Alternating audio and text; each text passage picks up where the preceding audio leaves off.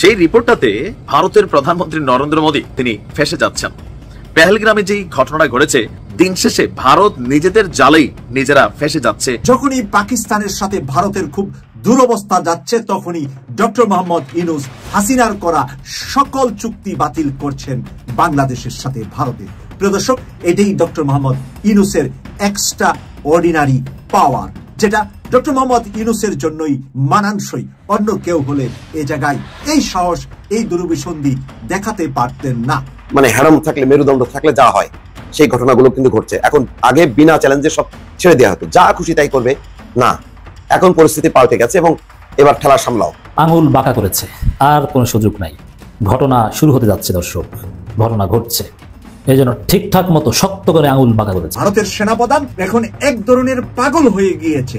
China দখল করে নিয়েছে ভারতের পূর্ব অঞ্চলের বিশাল জায়গা, আর same time Pakistan Kashmir attack করছে। সেই দুই দিকে তাদের যুদ্ধ।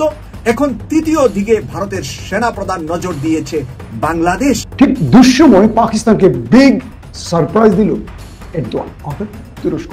এবার পাকিস্তানের বিমান বাহিনী অসাধারণ একটি কাজ করে দেখাবে। তবে এবার অন্তর্বর্তী সরকারের ম্যাজিকে কপাল খুলতে যাচ্ছে 12 লাখ বাংলাদেশি কর্মীর। হঠাৎ ডক্টর মোহাম্মদ ইউনূস স্যারের এক কেরিশমেটিতে বাংলাদেশের সকল আলেম ওলামা এবং ইসলামী দলগুলা এক মঞ্চে দাঁড়িয়ে গিয়েছেন। ডক্টর মোহাম্মদ ইউনূস স্যারের একটা কেরিশমেটি এখানে আছে। কেরিশমেটিটা কিভাবে উনি কাজে লাগিয়েছেন, কেন কাজে লাগিয়েছেন, কেনই বা উনি ইসলামী দলগুলাকে ঐক্য চান, এই বিষয়ে। আসসালামু আলাইকুম প্রিয় দর্শক বন্ধুরা, নতুন একটা ভিডিওতে জানাচ্ছি আপনাদের স্বাগত। এইমাত্র পাওয়া তাজা এবং গরম খবর। আজকের এই ভিডিওটি কেমন হবে, কতটা গুরুত্বপূর্ণ, ভিডিওর অংশ বিশেষ এবং শিরোনাম দেখে আপনারা বুঝিয়ে গেছেন। সেই সাথে বর্তমান প্রেক্ষাপটের আলোচিত এবং সমালোচিত সকল খবর নিয়ে হাজির হয়েছে আজকের এই ভিডিওতে। আশা রাখবো সম্পূর্ণ ভিডিওটি দেখে যাবেন, একটু স্কিপ করবেন না। সম্পূর্ণ দেখলে অনেক কিছু জানতে পারবেন এবং বুঝতে পারবেন। আমি আর বেশি কথা বলবো না, সরাসরি আপনাদের বিস্তারিত ভিডিওতে নিয়ে যাবো। তার আগে একটা রিকোয়েস্ট করবো আপনাদের কাছে, যারা এরকম ভিডিও দেখতে পছন্দ করেন, এই চ্যানেলটি সাবস্ক্রাইব করে পাশে থাকা বেল আইকনটি বাজিয়ে রাখবেন। ইতিমধ্যে যারা সাবস্ক্রাইব করে দিয়েছেন তাদের জানাচ্ছি অসংখ্য ধন্যবাদ। চলুন এই ভিডিওতে লাইক করে দিয়ে আমরা বিস্তারিত ভিডিওগুলো মোবাইলের স্ক্রিন থেকে ধারাবাহিকভাবে একের পর এক দেখে আসি। দিনাজপুর সীমান্তে একতরফা ঘটনা ঘটেনি। বাংলাদেশি দুই কৃষককে ধরে নিয়ে গেছে বিএসএফ, তার জবাবে বিজিবি 2 জন ভারতীয়কে আটক করেছে। দর্শক, এটাই হচ্ছে মানে হ্যারাম থাকলে, মেরুদণ্ড থাকলে যা হয় সেই ঘটনাগুলো কিন্তু ঘটছে এখন। আগে বিনা চ্যালেঞ্জে সব ছেড়ে দেওয়া হতো, যা খুশি তাই করবে বিএসএফ, আর বিজিবি চুপ করে থাকবে অনুগত বাহিনীর মতন, না, এখন পরিস্থিতি পাল্টে গেছে এবং সীমান্ত এলাকায় বাংলাদেশিরাও সোচ্চার হয়েছে যে শুধু বাংলাদেশিদের উপরে মানে আক্রমণ, এবার ঠেলা সামলাও। কি ঘটনা? দিনাজপুরের বিরল উপজেলার ধর্মপুর সীমান্তে ধান কাটা ও মাড়াইয়ের সময় 2 বাংলাদেশি কৃষককে ধরে নিয়ে গেছে ভারতীয় সীমান্তরক্ষী বাহিনী বিএসএফ। এই ঘটনার প্রতিবাদে 2 ভারতীয় কৃষককে ধরে এনে স্থানীয় ইউনিয়ন পরিষদের সদস্যের মাধ্যমে বর্ডার গার্ড বাংলাদেশের সদস্যের কাছে সুপার্দ করেছে বাংলাদেশিরা। দাও, ছেড়ে দাও, নিয়ে যাও, যতবার করবা ততবার এটা চলতে থাকবে। শুক্রবার দুপুর 12:15টার দিকে উপজেলার ধর্মপুর ইউনিয়নের ধর্ম জৈন বিওপি ক্যাম্পের মল্লিকপুর কারুলিয়া পাড়ার 320/9 এস পিলার সংলগ্ন এলাকায় এই ঘটনা ঘটে। দুপুরে প্রতিবেদন লেখা পর্যন্ত বিজিবি ও বিএসএফ এর মধ্যে পতাকা বৈঠকের প্রস্তুতি চলছিল। বিএসএফ এর ধরে নিয়ে যাওয়া বাংলাদেশিরা হলেন ধর্ম জৈন এলাকার বাসিন্দা ইসরায়েলের ছেলে এনামুল হক 45 এবং বনগাঁও এলাকার এনামুলের ছেলে মোহাম্মদ মাসুদ রানা 22। অন্যদিকে বিজিবির হেফাজতে থাকা ভারতীয় নাগরিকরা হলেন ভারতের গঙ্গারামপুরের থানার গ্রামের সরেন টুডুর ছেলে অবিনাশ টুডু এবং লর্দু সরেনের ছেলে ফিলিপ সরেন 30। স্থানীয় লোকজনের সঙ্গে কথা বলে জানা গেছে, আজ সকাল থেকে বাংলাদেশি নাগরিক মাসুদ রানা, এনামুল হক সহ কয়েকজন ওই পিলারের কাছে বাংলাদেশ সীমান্তের অভ্যন্তরে নিজের জমিতে ধান কাটছিল। ধান কাটার শেষে একই পিলার সংলগ্ন ভারতীয় নাগরিকের জমিতে ধান মাড়াই কার্যক্রম শুরু করেন। তখন বিএসএফ এর সদস্যরা 2 জনকে ধরে নিয়ে যান। বিষয়টি জানতে পেরে কারুলিয়াপাড়া গ্রামের কয়েকজন বাসিন্দা ভারতীয় 2 কৃষককে ধরে এনে কারুলিয়াপাড়া সরকারি প্রাথমিক বিদ্যালয় মাঠে আটকে রাখেন। স্থানীয় ইউপি সদস্য আব্দুর রহমানের মাধ্যমে বিজিবি সদস্যের হাতে তুলে দেওয়া হয়। জানতে চাইলে জৈনপুর বিওপি ক্যাম্পের নায়ক সুবেদার রেজাউল করিম বলেন, সীমান্তে ধান কাটার সময় 2 বাংলাদেশি নাগরিককে তুলে নিয়ে যায় ভারতীয় সীমান্ত রক্ষী বাহিনী। পরে স্থানীয় বাংলাদেশি নাগরিকরা 2 ভারতীয়কে আটক করেন। আমরা ইতিমধ্যে ভারতীয় সীমান্ত রক্ষী বাহিনীর সঙ্গে আলোচনা শুরু করেছি। পতাকা বৈঠকের মাধ্যমে বিষয়টি নিষ্পত্তির প্রক্রিয়া চলমান। কেমন হলো দর্শক, কেমন লাগতেছে? হ্যাঁ, ইট মারলে পাটকেলটা খাইতে হবে, এটা হলো কথা, আর ছাড়াছাড়ি না, যথেষ্ট হয়েছে। 15 বছর ধরে তো একেবারে বাংলাদেশ মানে মাথা নিচু করেছিল, এখন আর মাথা নিচু করবে না বাংলাদেশিরা। তাই হয় জীবন নয় মৃত্যু, হোক লড়াই। গেল কয়েক ঘন্টা আগে আল জাজিরা কাতার ভিত্তিক গণমাধ্যম তারা একটা রিপোর্ট করেছে। সেই রিপোর্টটাতে ভারতের প্রধানমন্ত্রী নরেন্দ্র মোদী সম্ভবত তিনি ফেঁসে যাচ্ছেন। পেহেলগ্রামে যেই ঘটনাটা ঘটেছে সেই ঘটনা নিয়ে নানান মন্তব্য দুই দেশ একে অপরকে ঘিরে করছে। তো এর মাঝখানে রাজনৈতিক বিশ্লেষকরা তারা এবং কি সাংবাদিকরা এটা নিয়ে ভিন্ন ভিন্ন মত দিয়েছেন। তবে আমরা এই যে আপনার কি বলা হয় যে গণমাধ্যমটা আল জাজিরার রিপোর্টটাকে অ্যানালাইসিস করলে সেখানে যে বিষয়গুলো তারা সামনে এনেছে, তাদের বক্তব্য হচ্ছে মোদীর নেতৃত্বাধীন বিজেপি সরকার সবসময় হিন্দু জাতীয়তাবাদী মতাদর্শের দৃষ্টিকোণ থেকে তারা কাজ করে। তারা সবসময় একটি গভীর কৌশলগত হিসাব কষে আসছে দক্ষিণ এশিয়ায় ভারতের ভূমিকাকে পুনর্নির্ধারণ করা এবং নিজেকে এই অঞ্চলের অপ্রতিদ্বন্দ্বী শক্তি হিসাবে প্রতিষ্ঠিত করতে চায় মোদী। নয়াদিল্লির এই অবস্থানকে শক্তিশালী করতেই পেহেলগাম হত্যাকাণ্ডকে একটি সুযোগ হিসাবে দেখা হয়েছিল। মূলত ভারতের পক্ষে যে অনুকূল আন্তর্জাতিক আবহাওয়া বিরাজ করছিল তা থেকে ধারণা করা হয়। আপনার নয়াদিল্লি এই হামলাকে পুঁজি করে তারা সুবিধা নেওয়ার চেষ্টা করছে। কেউ কেউ বলছেন যে মার্কিন যুক্তরাষ্ট্রের সাথে ভারতের ক্রমবর্ধমান সম্পর্ক, কোয়াড জোটে দেশটির কেন্দ্রীয় ভূমিকা এবং নয়াদিল্লিতে চায়না নেতৃত্বাধীন নীতি নির্ধারকদের বিরুদ্ধে একটি প্রতিরক্ষামূলক অবস্থান গড়ে তোলা, এসব প্রেক্ষাপটে বিশ্বাস করতে হয়েছিল যে কৌশলগত অংশীদাররা ভারতকে স্বার্থহীনভাবে বা দ্ব্যর্থহীনভাবে সমর্থন দিবে। অপরদিকে অর্থনৈতিক অস্থিরতা, পশ্চিমাদের কাছ থেকে কূটনৈতিক বিচ্ছিন্নতা, চীনের উপর প্রবল নির্ভরতা এবং অভ্যন্তরীণ রাজনৈতিক বিভক্তির সাথে লড়াই করায় পাকিস্তানকে দুর্বল হিসাবে দেখা হয়েছিল। তাই পেহেলগ্রামের ঘটনার পর যে উত্তেজনা তৈরি হয়েছে তা ছিল ভারতের ক্রমবর্ধমান যে সক্ষমতা সেটাকে কাজে লাগানোর সুযোগ এবং পাকিস্তানের সাথে দেশটির সম্পর্ক পুনর্নির্ধারণ করতে একটি পরিকল্পিত পদক্ষেপ। পাকিস্তান বরাবরই বলে আসছিল যে এই ঘটনাটা একটা ফলস ফ্ল্যাগ হিসাবে ভারত কাজ করাচ্ছে, কারণ সেখানে সেনাবাহিনীর অনুপস্থিতি এমনকি গোয়েন্দা ব্যর্থতার বিভিন্ন স্টেটমেন্ট, পাশাপাশি দ্য রেজিস্ট্যান্ট ফ্রন্টের অ্যাকাউন্ট হ্যাক করে একটা স্ট্যাটাস, সকল কিছু মিলিয়ে রহস্যের জায়গাটা এখানেই বড় হয়েছে। নিজেদের অধিকতর আক্রমণাত্মক প্রতিক্রিয়ায় বৈধতা পেতে আন্তর্জাতিক যে সমর্থন সেইটা আদায় অনেকটা ব্যর্থ হয়েছে ভারত। আমাদের দেখি এখানে বেশ কিছু তারা আল জাজিরার যে রিপোর্টটা এখানে সামনে আনা হয়েছে যে চীনের ইস্যুটাও সামনে আসছে যে চীন বাহ্যিকভাবে নিরপেক্ষ দেখালেও পাকিস্তানের সাথে তার জোট বজায় রেখেছে। অন্যদিকে উপসাগরীয় রাষ্ট্রগুলিও সতর্কতা অবলম্বন করেছে। আর ভারতের আক্রমণাত্মক যে ভঙ্গি সেটাকে অন্তর থেকে গ্রহণ করেনি ওয়াশিংটন। মুখে মুখে যাই বলছে, কিন্তু কার্যত ভারতের পক্ষে লজিস্টিক সাপোর্ট বা যুদ্ধ বাদে এখানে অনেক কিছু ইস্যু তৈরি হবে। আবার ডোনাল্ড ট্রাম্পের সরকার আসার আগে যে মধ্যপ্রাচ্যের যুদ্ধ, তারপর রাশিয়া ইউক্রেন যুদ্ধ, এই সকল যুদ্ধের মধ্যে আরেকটা জায়গায় আমেরিকা যেভাবে সাপোর্ট দিবে বলছে, তো সেভাবে যদি প্রকৃতপক্ষে আসে তাহলে ট্রাম্পও আবার এখানে বিতর্কিত হওয়ার সুযোগ আছে। তো এখানে এর মধ্যে আবার সিনেটের পররাষ্ট্র, আবার তাদের যে পার্লামেন্টে বিভক্তি আছে সেখানেও পাকিস্তানপন্থী অনেকের অবস্থান শক্ত দেখা যাচ্ছে। তো সকল কিছু মিলিয়ে এখানে আপনার দিন শেষে ভারত নিজেদের জালেই নিজেরা ফেসে যাচ্ছে, এমনটাই মনে করছে অনেক বিশ্লেষক। এবং আল জাজিরার যে রিপোর্টটা সেটার মূল প্রতিপাদ্য বিষয় এরকমই। যখনই পাকিস্তানের সাথে ভারতের খুব দুরবস্থা যাচ্ছে তখনই ডক্টর মোহাম্মদ ইউনূস হাসিনার করা সকল চুক্তি বাতিল করছেন বাংলাদেশের সাথে ভারতের। প্রিয় দর্শক, এটাই ডক্টর মোহাম্মদ ইউনূসের এক্সট্রা অর্ডিনারি পাওয়ার, যেটা ডক্টর মোহাম্মদ ইউনূসের জন্যই মানানসই। অন্য কেউ হলে এ জায়গায় এই সাহস, এই দুরভিসন্ধি দেখাতে পারতেন না। এটা বাংলাদেশের মানুষ চিনতে পেরেছে। এই কারণেই ডক্টর মোহাম্মদ ইউনূস এখন যাই ভারতের বিরুদ্ধে করছে, বাংলাদেশের মানুষের তত বেশি সমর্থন ডক্টর মোহাম্মদ ইউনূস পাচ্ছে। পাকিস্তানের শুধুমাত্র ছোট্ট ছোট্ট ফুস করছিল ভারতীয় সেনাবাহিনী বিভিন্ন জায়গায়, আর পাকিস্তান এর 10 টাইমস বড় বড় পটকা দিয়ে উড়িয়ে দিচ্ছে তাদের সাথে যেই ধরনের ক্যাম্প, যেই ধরনের যোগাযোগ ব্যবস্থা যা কিছু আছে সবকিছুর বদলা পাকিস্তান দিচ্ছে 10 টাইমস আপে। পালিয়ে যাচ্ছে ভারতীয় বর্ডার থেকে, তাদের বিএসএফ পালিয়ে যাচ্ছে পাকিস্তানের বর্ডার থেকে, পালিয়ে যাচ্ছে পুলিশ, পালিয়ে যাচ্ছে সেনাবাহিনী, পালিয়ে যাচ্ছে বিমান বাহিনী। বিমান বাহিনীর যুদ্ধের থাবা খেয়ে পালিয়ে যাওয়ার কারণে এয়ারফোর্সের সেকেন্ড ইন কমান্ডার দ্বিতীয় ব্যক্তিকে বহিষ্কার করে দিয়েছে ভারত। কত বড় খারাপ অবস্থায় আছে তারা পাকিস্তানের সাথে যুদ্ধের নাম নিয়ে, কারণ এটা পাকিস্তানের যুদ্ধ নয়। পাকিস্তান আজকে গুরুত্বের সাথে বলেছে যে ভারতের এই কাজটি ঘটিয়েছে পাকিস্তানের নাম দিয়ে জঙ্গি নাটক সাজাতে।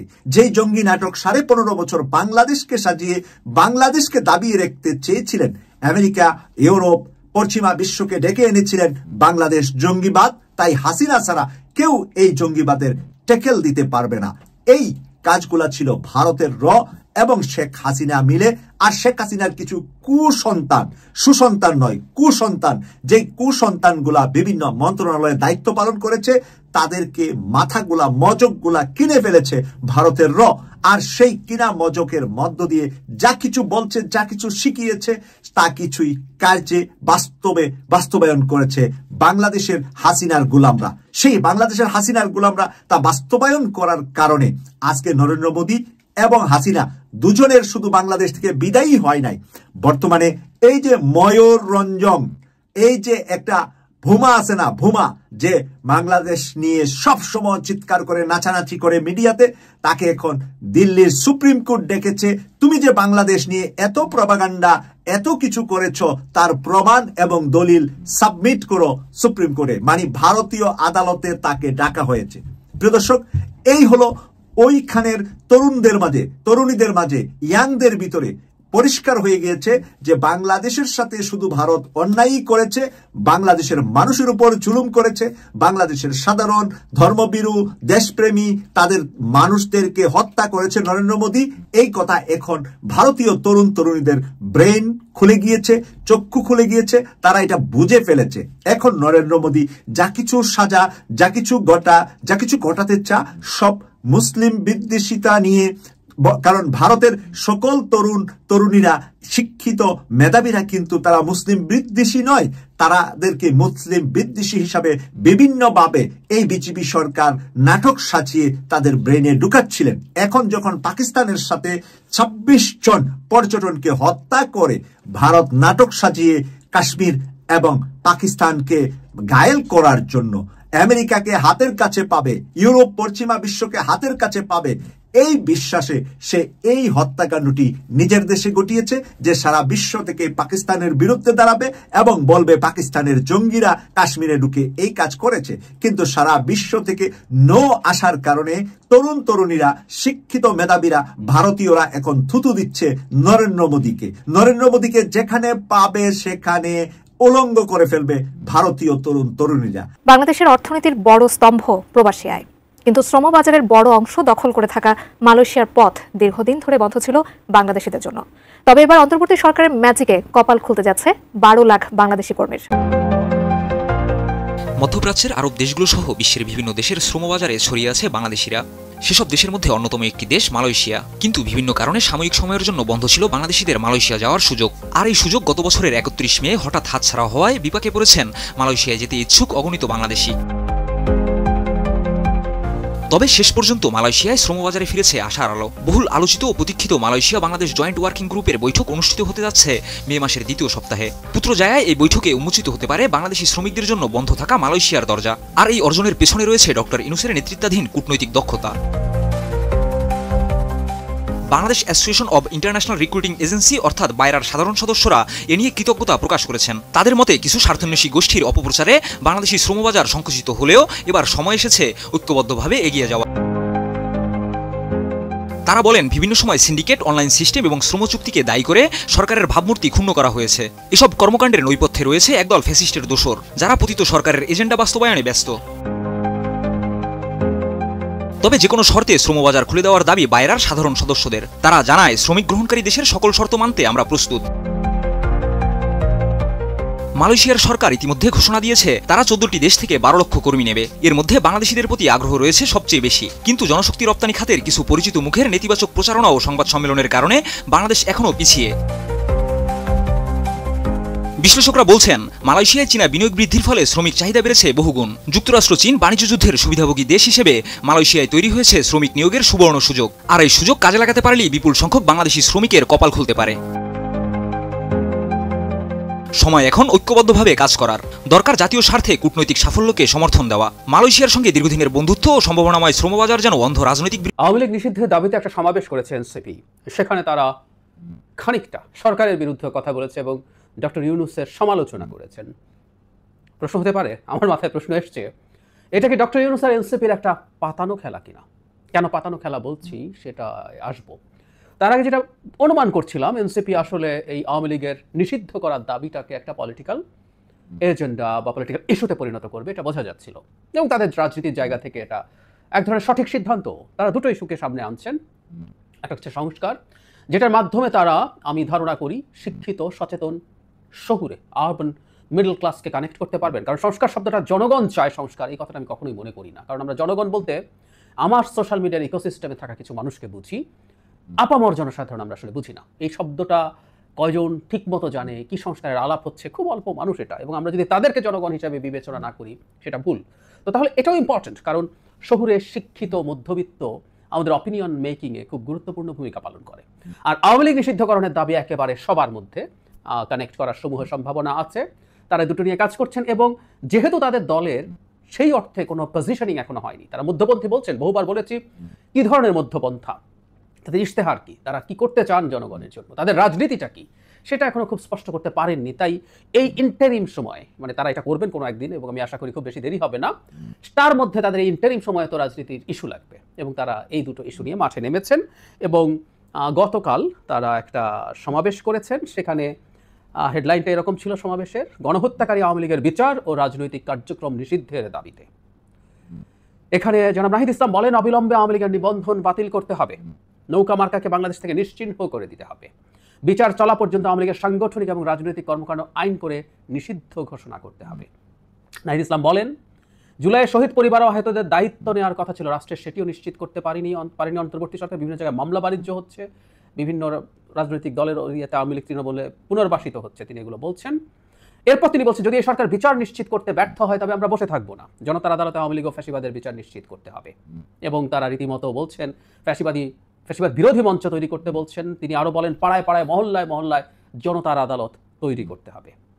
একইভাবে এনসিপির গুরুত্বপূর্ণ নেতা জনাব আখতার হোসেন, সদস্য সচিব, দ্বিতীয় নেতা, তিনি বলেন, 5 আগস্ট বাংলাদেশে জনগণ সিদ্ধান্ত নিয়েছে আওয়ামী লীগ নৌকা মার্কা বা মুজিববাদী আদর্শের নামে বাংলাদেশে কোনো রাজনীতি চলতে পারে না। যে আওয়ামী লীগ বাংলাদেশে সন্ত্রাস করেছে সে আওয়ামী লীগের নাম নিবন্ধনের খাতা থেকে কেটে সন্ত্রাসীদের খাতায় উল্লেখ করতে হবে। এর মধ্যে আরেকটা ইন্টারেস্টিং কথা আছে, আমি এই জায়গাটা একটু পড়ি। প্রধান উপদেষ্টা, আইন উপদেষ্টা সহ অন্তর্বর্তী সরকারের উপদেষ্টা পরিষদের সবাইকে আওয়ামী লীগ নিষিদ্ধের বিষয়ে সুস্পষ্ট বক্তব্য দেওয়ার আহ্বান জানিয়েছেন যুগ্ম আহ্বায়ক আরিফুল ইসলাম আদিব। এবং এখানে একটা জায়গায় এসে এই সমাবেশ থেকে জায়গাটা পড়ি, এই সমাবেশ থেকে অন্তর্বর্তী সরকারের প্রধান উপদেষ্টা ইউনূসের উদ্দেশ্যে এনসিপির মুখ্য সংগঠক হাসনাত আব্দুল্লাহ বলেন, আমরা আপনার কাছে কোনো অনুরোধ করছি না, কোনো দাবি করছি না, আমরা আমাদের সিদ্ধান্ত জানিয়ে দিচ্ছি, আওয়ামী লীগকে নিষিদ্ধ করতে হবে, এর মধ্যে কোনো যদি কিন্তু নেই, এরকম অথবা নেই, এরকম বলেছেন। এবং হান্নান মাসুদ আবারও বলছেন, এটাও ডক্টর ইউনূসকে উদ্দেশ্য করে, আওয়ামী লীগ বাংলাদেশে রাজনীতি করবে কিনা সেই সিদ্ধান্ত আপনি বা কোনো রাজনৈতিক দলও নেবে না, সেই সিদ্ধান্ত নেবে শহীদ পরিবার ও আহত পরিবার। আপনাকে আহ্বান জানাচ্ছি, প্রত্যেক শহীদ পরিবারের কাছে যান, তাদেরকে জিজ্ঞেস করুন তারা আওয়ামী লীগ চায় কিনা। এছাড়াও এখান থেকে হান্নান মাসুদ অন্যান্য রাজনৈতিক দলকে তাদের অবস্থান পরিষ্কার করার কথা বলছেন। ডক্টর ইউনূসের অবস্থানটা কি, বা আমরা এটাকে সরকারের অবস্থান হিসাবে দেখবো, কারণ ডক্টর ইউনূস সরকারের জায়গা থেকে কথা বলছেন।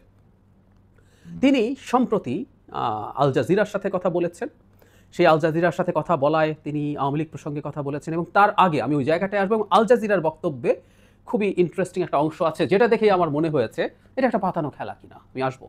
বিবিসি বাংলাকে তিনি যা বলেছিলেন, এটা তারিখ হচ্ছে 6 মার্চ তিনি বিবিসি বাংলাকে একটা ইন্টারভিউ দিয়েছিলেন। আমরা ইন্টারভিউটা অনেক হয়তো দেখেছি, আমি ওটা নিয়ে কথা বলেছি এবং আমার কাছে মনে হয়েছে ডক্টর ইউনূস তার স্বভাবের বাইরে গিয়ে যথেষ্ট ইনটলারেন্ট আচরণ করেছেন।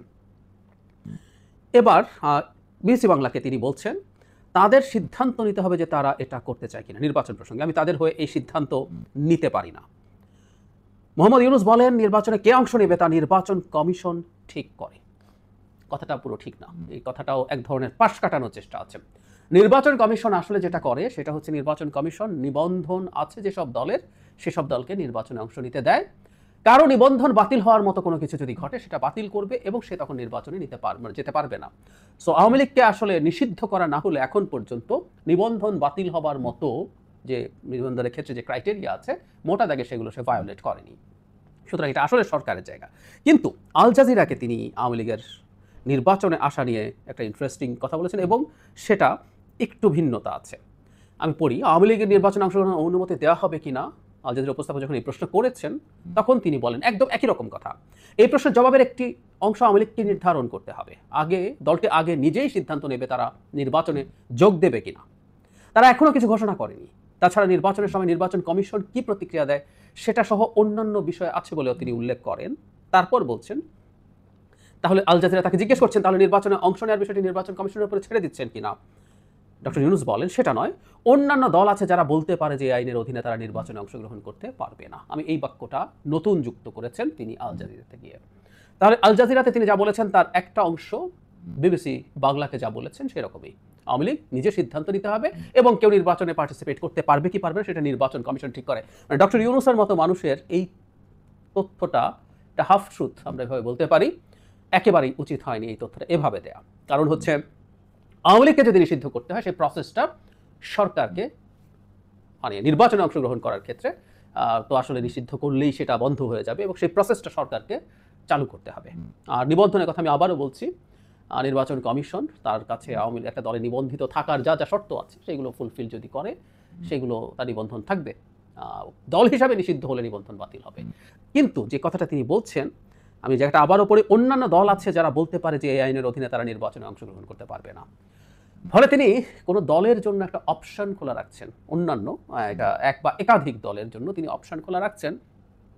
তারা যদি অনেক বেশি করে চায় তাহলে এটা ভাবা যেতে পারে, ব্যাপারটা এইরকম। তাহলে আমরা খেয়াল করি BBC Bangla, Al Jazeera, not only that, international crisis গ্রুপের সাথে একটা বৈঠকে ডক্টর ইউনূস স্পষ্টভাবে বলে দিয়েছেন তারা আওয়ামী লীগকে নিষিদ্ধ করতে যাচ্ছে না। মানে একটু খেয়াল করি, জিনিসগুলো একটু মেলানো দরকার। বিবিসি বাংলা এবং আল জাজিরাতে নির্বাচনে পার্টিসিপেট করা নিয়ে আলাপ এসছে, নির্বাচনে পার্টিসিপেট করা নিয়ে। কিন্তু ইন্টারন্যাশনাল ক্রাইসিস গ্রুপকে ডক্টর ইউনূস স্পষ্টভাবে নিষিদ্ধ করার কথা বলেছিলেন যে নিষিদ্ধ করছেন না। এবং এখানে এনসিপির লোকজনেরও বক্তব্যে ডক্টর ইউনূসকে ইঙ্গিত করে বক্তব্য আছে যে তিনি যেটা করছেন সেটা সঠিক করছেন না, এটা খুব স্পষ্টভাবেই তারা ইঙ্গিত করেছেন। এখন প্রশ্ন হচ্ছে কি দাঁড়ালো তাহলে? আমি আগে যেটা বলেছি সেটা হলো, আমি এই জায়গাটা একটু পড়ি, জায়গাটা মিস করেছিলাম। এনসিপির যে সমাবেশ ছিল সেখানে প্রধান উপদেষ্টার উদ্দেশ্যে এনসিপির যুগ্ম আহ্বায়ক সরওয়াত তুষার বলেন, বাংলাদেশের ছাত্র জনতা আপনাকে ক্ষমতায় বসিয়েছে, আপনি কিন্তু এটা বলতে পারেন না যে আওয়ামী লীগ ঠিক করবে, আওয়ামী লীগের কি পরিণতি হবে। এটা আওয়ামী লীগ ঠিক করবে না, বাংলাদেশের ছাত্র জনতা ও ফ্যাসিবাদ বিরোধী রাজনৈতিক দল ঠিক করবে আওয়ামী লীগের পরিণতি কি হবে। সেই রায় 5 আগস্ট আমরা দিয়ে দিয়েছি। এটা হলো খুব সিগনিফিক্যান্ট, একদম স্পষ্টভাবে ডক্টর ইউনূসের যে বক্তব্য সেটার বিরুদ্ধে দাঁড়ানোর মতো মনে হচ্ছে। এখন এনসিপিকে আমরা অনেকেই এই সরকারের একটা এক্সটেনশন মনে করি এবং এটা মনে করার মতো যথেষ্ট যুক্তি কারণ আমাদের সামনে আছে, বহু ঘটনা আছে। এখন তারাই আবার ডক্টর ইউনূসের সাথে এই একটা ব্যাপারে এক ধরনের কনফ্লিক্টের মতো মনে হচ্ছে। একটা দল তার গা থেকে কিংস পার্টি, আমরা পছন্দ করি বা না করি এরকম একটা তকমা তাদের গায়ে লাগতে যাচ্ছিল, সেটা তারা ঝেড়ে ফেলতে চাইছেন এবং ঝেড়ে ফেলতে যখন চাইছেন তখন সরকার সমালোচনা করতে হবে। কিন্তু ডক্টর ইউনূস কোনো একটা জায়গায় এই জায়গা থেকে সরে আসতে পারেন এরকম একটা ইঙ্গিতও রেখে দিলেন। তার মানে এনসিপি যদি যথেষ্ট ট্র্যাকশন তৈরি করতে পারে মাঠে, তারা যদি যথেষ্ট মানুষকে কানেক্ট করতে পারে, এটা যদি একটা গুরুত্বপূর্ণ সামাজিক এবং রাজনৈতিক দাবিতে পরিণত করতে পারে, তাহলে সরকার হয়তো যেতে পারে। যদি আমি মনে করি এটা কঠিন সরকারের জন্য, কারণ সরকারের উপরে তীব্র আন্তর্জাতিক চাপ আছে আওয়ামী লীগকে নিষিদ্ধ না করার ব্যাপারে। সারা পৃথিবীকে ডিফাই করে আসলে এরকম সিদ্ধান্ত নেওয়া সোজা না। কেউ কেউ বলেন আমরা সারা পৃথিবীকে তো জিজ্ঞেস করি নাই শেখ হাসিনাকে ফেলে দেওয়ার সময়। এটা আসলে যথেষ্ট ভালো অ্যানালজি হলো না। ওটা করতে পারা আর একটা সরকার চালিয়ে যেতে পারা খুব সোজা না, খুব সোজা না, এটা অনেক বেশি টাফ সিদ্ধান্ত। কিন্তু তারপরও যদি ওই পরিস্থিতি হয় ডক্টর ইউনূস সেটা করবেন এবং সেটা যদি করেন তাহলে এটাকে এনসিপি বিরাট সাকসেস হিসাবে জনগণের সামনে আনতে পারবে। এবং আমি আবারও আপনাদের স্মরণ করিয়ে দেব, ফিনান্সিয়াল টাইমসকে ইন্টারভিউতে ডক্টর ইউনূস এমন বক্তব্য দিয়েছিলেন যাতে স্টুডেন্টদের এই দলের প্রতি তার বায়াস আছে, তার শুভকামনা আছে এরকম না, বায়াস আছে, সেটা তিনি ইঙ্গিত করেছেন। এবং অপরাপর দলকে তিনি, অন্যান্য যেসব রাজনৈতিক দল ক্রিয়াশীল আছে মাঠে, তাদেরকে বেশ আওয়ামী লীগের কাতারে প্রায় নামিয়ে এনে সমালোচনা করেছেন ওই বক্তব্যে। সো হিল বি হ্যাপি যদি শেষ পর্যন্ত এটা হয়, তাহলে আওয়ামী লীগ নিষিদ্ধ হতেও পারে যদি সেই পরিস্থিতি দাঁড়ায়। সেই জন্যই আমি বলছি এটা এক ধরনের পাতানো খেলা কিনা, কারণ আমি প্রধান উপদেষ্টার বক্তব্যে ডেভিয়েশন দেখছি। তিনি এখন দলগুলো কি বলছে সেটা নিয়ে কথা বলছে। আমরা খুব ভালো মতো জানি বিএনপি সোফার জনগণের হাতে এটা ছেড়ে দিয়েছে, তার স্পষ্ট দাবি সে জানায় নাই। এবং আজকে এনসিপিও পলিটিক্যালি একটা ইন্টারেস্টিং মুভ দিয়েছে, আমি ইন্টারেস্টিং মুভি বলবো। তারা সরাসরি মতামত জানতে চাইছে জামায়াত এবং বিএনপি সহ অন্যান্য দলের, কারণ জনগণের সামনে আসলে আওয়ামী লীগ নিষিদ্ধ করা ঠিক কি ভুল খুবই আলোচনা হতে পারে এবং যথেষ্ট যুক্তি আছে আওয়ামী লীগকে যেভাবে নিষিদ্ধ করতে চেষ্টা করা হচ্ছে বা চাওয়া হচ্ছে সেটা সঠিক হবে না এটা বলা, কিন্তু এই কথা বলে ফেলাও আসলে খুবই খুবই কঠিন ব্যাপার হয়ে দাঁড়াবে। সো তাদের জায়গা থেকে এটা খুবই ইন্টারেস্টিং একটা মুভ হলো। যাই হোক, বটম লাইন হচ্ছে আমি মনে করি এই যে প্রধান উপদেষ্টা যা বলেছেন, তার বিরুদ্ধে এনসিপি যা বলেছে, আবার পথ খোলা রাখা হচ্ছে, এগুলো সবগুলো মেবি এক ধরনের পাতানো খেলা। কারণ যত দিন যাবে আমি ধারণা করি এবং এটা হয়তো সঠিকই, সেটা হচ্ছে কারোর প্রতি কারো যদি বায়াস থাকে সেটা লুকিয়ে রাখা আসলে খুব কঠিন। আমাদের প্রধান উপদেষ্টার তাদের প্রতি বায়াস আছে, যারা তাকে তার এমপ্লয়ার বলে বলেছেন, যেভাবে বলেছেন, যাদেরকে তিনি একটা সময়, এখন আর প্রকাশ অতটা বলেন না কারণ এটা নিয়ে আলোচনা সমালোচনা হয়েছে, কিন্তু তার ভেতরে ওটা আছে। সুতরাং হতেই পারে যে তিনি তাদেরকে একটা গুরুত্বপূর্ণ পলিটিক্যাল গেইন করার জন্য পথ করে দেবেন। আওয়ামী লীগ যদি সেটা, আমি আবারও বলছি, তারা যদি খুবই ভালো জনসমর্থন পায়, সেটাকে যদি একটা গুরুত্বপূর্ণ দাবিতে, সামাজিক এবং রাজনৈতিক দাবিতে পরিণত করতে পারেন, সেটা নিষিদ্ধ করার মাধ্যমে। প্রিয় দেশবাসী, শুরু থেকে শেষ পর্যন্ত যারা এই ভিডিওটি দেখেছেন সকলকে জানাই অসংখ্য অসংখ্য ধন্যবাদ। যারা এরকম নিউজ ভিডিও পেতে পছন্দ করেন তারা অবশ্যই এই চ্যানেলটি সাবস্ক্রাইব করে পাশে থাকা বেল আইকনটি বাজিয়ে দিবেন। যারা এখন এই ভিডিওটি শেয়ার করেননি, এই ভিডিওটি দ্রুত শেয়ার করে সকলকে দেখার সুযোগ করে দিন। আজকের মতন এই পর্যন্ত, দেখা হচ্ছে পরবর্তী কোনো ভিডিও নিয়ে ইনশাল্লাহ।